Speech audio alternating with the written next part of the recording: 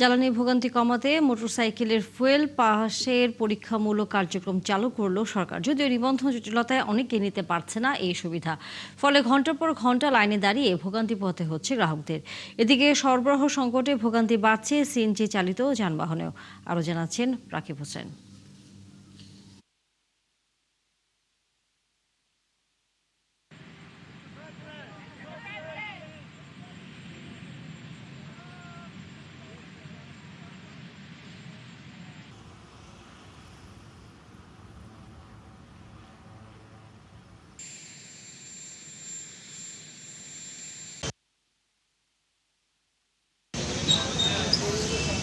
রাজধানীর আসাদ গেটের সোনার বাংলা ফিলিং স্টেশন, যেখানে কিউআর কোড ভিত্তিক ফুয়েল পাসের পরীক্ষামূলক কার্যক্রম চালাচ্ছে জ্বালানি বিভাগ। নিবন্ধিত মোটরসাইকেলে দেয়া হচ্ছে সর্বোচ্চ 1000 টাকার অকটেন। তবে নিবন্ধন জটিলতায় অনেকেই নিতে পারছেন না এই সুবিধা।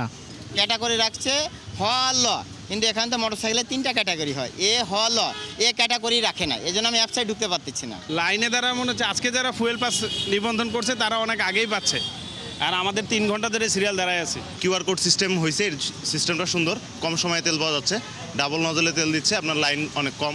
ফুয়েল পাস প্রক্রিয়ার বাইরের চিত্র পুরনো। ঘন্টার পর ঘন্টা লাইনে দাঁড়িয়েও চাহিদা মতো মিলছে না তেল। এতে বাড়ছে ভোগান্তি, তৈরি হচ্ছে বিশৃঙ্খলা। এই যে সকাল 6টায় আসছি, এখন পর্যন্ত তেল পাই নাই। ইভেন আমি এর কয়েকদিন আগে হচ্ছে গিয়ে দুপুর 2টায় দাঁড়ায় রাত 2টায় তেল পাইছি, তাও আমার তেল দিছে 10টা। তো আমি সারা 12 ঘন্টায় আমি তেল পুরছি 5টা। সিরিয়াল যে কোথায় আছে এটা আমি খুঁজে পাইনি, খুঁজে না পাওয়ার কারণে এই পাম্পের তেল নাই। ইনাদের কাছে এসে জিজ্ঞেস করা হয়েছে, ইনি বলছে যে তেল আসবে 12টা 1টার পরে। এই জন্য এই জায়গা ফার্স্ট সিরিয়াল পাইছি, এই জন্য ফার্স্ট সিরিয়াল দিছি। খেজুর বাগানের মোড় বন্ধ কাছে গিয়ে এটা ঘুরিয়া বিদায় সরি নিয়ে তারপরে এখানে আসবে। হ্যাঁ, তাও তেল নেই, সবে অপেক্ষা আছি আমরা। এরা বলছে যে দিবে, এই আশায় বসে আছে, যখন দেয় তখন নিব। পাম্প মালিকদের অভিযোগ, ডিপো থেকে রেশনিং পদ্ধতিতে সরবরাহের কারণে চাহিদা মতো তেল দেয়া যাচ্ছে না। পরিস্থিতি সামাল দিতে জ্বালানির মজুদ বাড়ানোর পরামর্শ বিশেষজ্ঞদের। পামলাতে দোষটা, পামলার তেল না আসলে কোথা থেকে দেবে?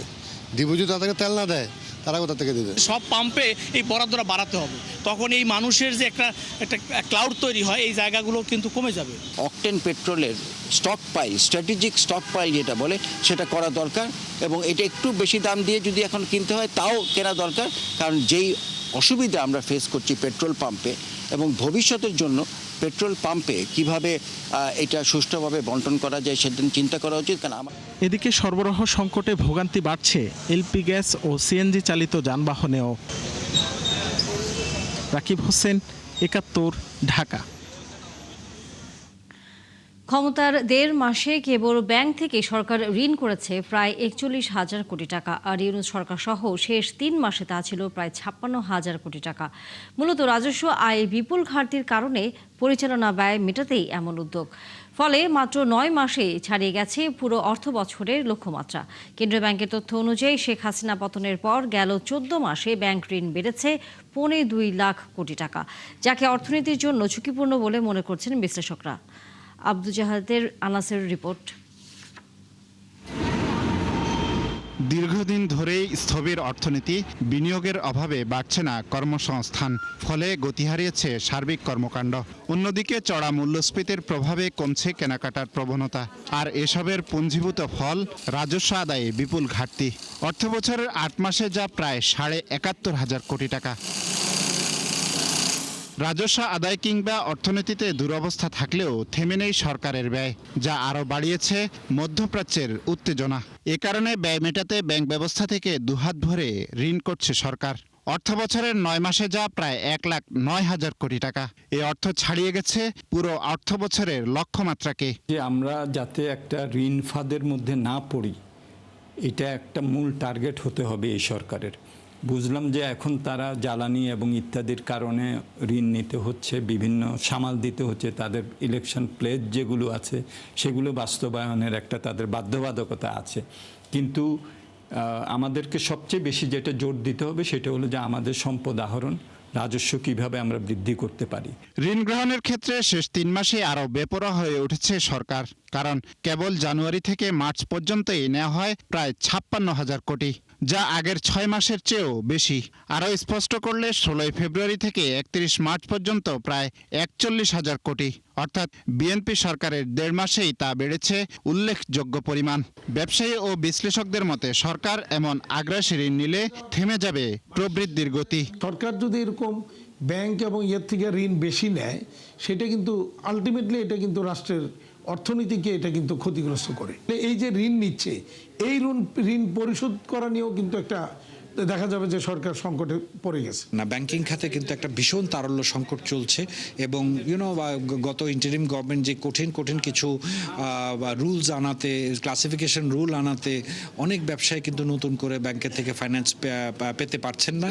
এবং আমরাও দেখেছি যে প্রায় অর্ধেক ব্যাংকে তো প্রায় 23টা ব্যাংকে বলা হয়েছে প্রায় 2,82,000 কোটি টাকার কিন্তু একটা ক্যাপিটাল শর্টফল আছে, ওরাও ফাইন্যান্স দিতে পারছে না।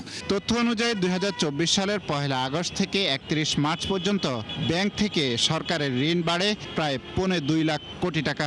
মূলত এই ঋণের বেশিরভাগই নিয়েছে ইউনূস সরকার। আব্দুল জাহের আনাস, 71, ঢাকা। বাংলাদেশ ভারতের সম্পর্ক এগোবে ভবিষ্যৎ সহযোগিতার ভিত্তিতে, যা ধাপে ধাপে দুদেশের মধ্যে আস্থা গড়ে তুলবে, এমন মন্তব্য করেছেন পররাষ্ট্রমন্ত্রী ডক্টর খলিলুর রহমান। শনিবার ভারতীয় গণমাধ্যম এডিটিভিকে দেয়া প্রথম সাক্ষাৎকারে এ মন্তব্য করেন তিনি। বাংলাদেশ ও ভারতের সম্পর্ক নতুন নয়, এ অভিজ্ঞতা দীর্ঘদিনের উল্লেখ করে পররাষ্ট্রমন্ত্রী বলেন, দুই দেশের পারস্পরিক সম্পর্ক সীমান্ত এবং সাংস্কৃতিক ঘনিষ্ঠতার উপর দাঁড়িয়ে। বাংলাদেশে নতুন সরকার তারেক রহমানের নেতৃত্বাধীন প্রশাসনের দায়িত্ব নেয়ার পর প্রথম ভারত সফরে গিয়ে এই মন্তব্য করেন তিনি। খলিলুর রহমান বলেন, দুই দেশের সম্পর্ক এখন নিশ্চিতভাবে এগিয়ে যাচ্ছে। তিনি আরও জানান, বর্তমানে নয়াদিল্লির পরিবেশ দুই প্রতিবেশীর মধ্যে সংলাপ, যোগাযোগ এবং সহযোগিতা বৃদ্ধির অনুকূলে রয়েছে। দুই পক্ষই সম্পর্ক স্বাভাবিক করতে উদ্যোগী। কন্যা জাইমা রহমানকে সাথে নিয়ে সিনেমা দেখার খবরের রেশ কাটতে না কাটতে এবার পুরো পরিবার নিয়ে বেলি রোডের নাটকপাড়ায় গেলেন প্রধানমন্ত্রী তারেক রহমান। শনিবার সন্ধ্যায় মহিলা সমিতিতে স্ত্রী ডক্টর জুবাইদা রহমান ও কন্যা জাইমা রহমানকে সাথে নিয়ে প্রধানমন্ত্রী দেখতে গেলেন শিশুতোষ মঞ্চনাটক কবি চিতাভাগ। অতিরিক্ত প্রেস সচিব আতিকুর রহমান রুমন জানান, সন্ধ্যা 7টায় প্রধানমন্ত্রী সেখানে যান। মূলত প্রধানমন্ত্রী ও তার পরিবারের সদস্যরা শিশু শিল্পীদের উৎসাহ দিতে সেখানে যান বলে তিনি জানিয়েছেন। সেখানে প্রধানমন্ত্রী শিশু শিল্পীদের সাথে ফটো সেশনে অংশ নেন। শিকড় চিলড্রেন থিয়েটারের প্রযোজনায় ও নওশিন আফসানা বৃষ্টির গল্পে শিশুতোষ মঞ্চনাটক কবি চিতাবাগ এর নাট্যরূপ দিয়েছেন তপু চন্দ্র দাস।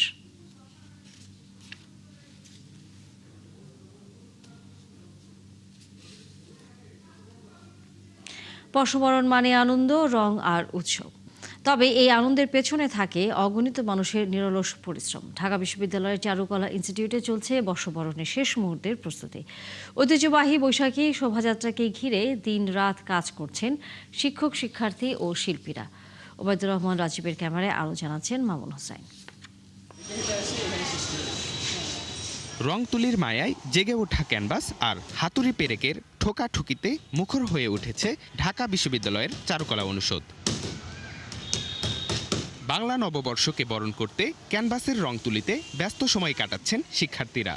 বরাবরের মতো খুব সুন্দর, অসাধারণ ওদের প্রস্তুতি, এবং আমি আশা করছি গতবারের থেকেও বড় পরিসরে শোভাযাত্রাও হবে এবং এখানকার এন্টায়ার যে আয়োজন এটাও বেশ কালারফুল হবে। আমি সরা বানিয়েছি আর হচ্ছে যে পেঁচা ভাগ এইগুলি করেছি।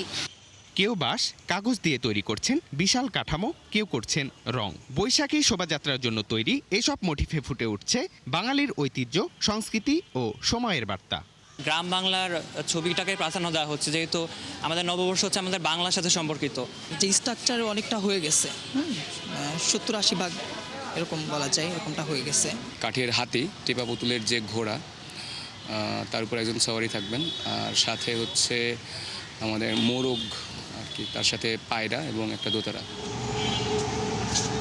2016 সালে ইউনেস্কো এই শোভাযাত্রাকে বিশ্ব সাংস্কৃতিক ঐতিহ্যের স্বীকৃতি দেয়, যা এই আয়োজনকে দিয়েছে আন্তর্জাতিক মর্যাদা। মানুষের মনে শান্তি ফিরে আসুক, মানুষ যেন একটু স্বস্তি নিয়ে আনন্দের সঙ্গে বাঁচতে পারে। একসময় ইউনিভার্সিটিতে পড়তাম, অনেক দিন হয়ে গেছে ইউনিভার্সিটি থেকে বের হয়েছি, কিন্তু প্রত্যেক বছরই আসলে এই সময়টা একটু আসতে খুব ভালো লাগে। সবাই খুব উৎসব মুখর পরিবেশে থাকে, ছবি আঁকে। তো ছেলেকে নিয়ে এবারই প্রথম আসা, অন্য সময় দেখায় আমি আর আমার হাজব্যান্ড চলে আসি। শেষ মুহূর্তের ব্যস্ততা থাকলেও ক্লান্তি নেই কারো চোখে, কারণ এই আয়োজন শুধু উৎসব নয়, এটি বাঙালির আত্মপরিচয়ের অংশ। রঙের ছোঁয়া আর তারুণ্যের উচ্ছ্বাস, প্রতিটি কাজেই যেন উৎসবের আমেজ। হাসি, আড্ডা আর ব্যস্ততা সব মিলিয়ে প্রস্তুত চারুকলা। এখন শুধু অপেক্ষা নতুন বছরকে বরণ করার। ঢাকা বিশ্ববিদ্যালয়ের চারুকলা অনুষদ থেকে মামুন হুসাইন, ৭১, ঢাকা। দেশের ব্রডব্যান্ড খাতের উন্নয়ন এবং ভবিষ্যৎ সম্ভাবনা তুলে ধরতে চলতি মাসের ১৩ থেকে ১৫ এপ্রিল আয়োজন করা হবে ব্রডব্যান্ড এক্সপো ২০২৬। এই আয়োজনের সমাপনী অনুষ্ঠানের প্রধান অতিথি হিসেবে থাকবেন তথ্যমন্ত্রী জহিরুদ্দিন স্বপন। শনিবার রাজধানীর বনানীতে প্রযুক্তি বিষয়ক সংগঠন ISPAB এক সংবাদ সম্মেলনে এ তথ্য জানায়। সংগঠনটি আরও জানায়, এই প্রযুক্তি আয়োজনের মাধ্যমে দেশের বিভিন্ন বিশ্ববিদ্যালয়ের রোবোটিক্স ও IoT খাতের ২৫টি উদ্ভাবনী প্রকল্প প্রদর্শন করা হবে। এছাড়া তথ্য ও টেলিযোগাযোগ খাতের বিভিন্ন প্রতিষ্ঠানের সম্ভাবনাময় সফটওয়্যার, হার্ডওয়্যার এবং নেটওয়ার্ক পণ্য প্রদর্শিত হবে।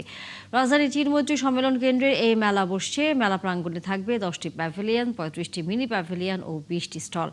প্রদর্শনী চলবে সকাল 10টা থেকে সন্ধ্যা 6টা পর্যন্ত, যা সবার জন্য উন্মুক্ত থাকবে। কুষ্টিয়ার দৌলতপুর উপজেলার একটি দরবার শরীফে হামলা চালিয়ে একজনকে পিটিয়ে ও কুপিয়ে হত্যা করা হয়েছে। এ সময় সেখানে ভাঙচুর ও আগুন দেয়া হয়। শনিবার দুপুর 2টার দিকে উপজেলার ফিলিপনগর ইউনিয়নের দারোগার মোড় এলাকায় অবস্থিত শামীম বাবার দরবার শরীফে এই হামলার ঘটনা ঘটে।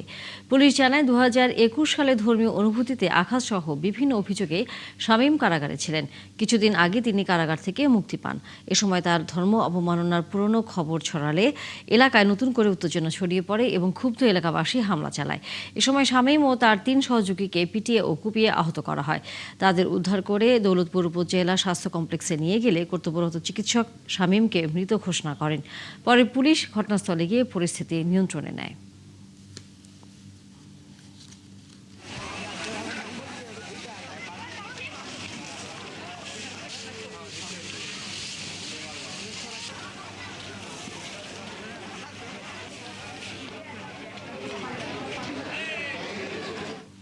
চলছে সংবাদ সংযোগ। সরাসরি সংবাদ অনুষ্ঠান দেখতে চোখ রাখুন ৭১-এর ফেসবুক পেজে এবং সাবস্ক্রাইব করুন ৭১-এর ইউটিউব চ্যানেল। থাকুন ৭১-এর সাথে।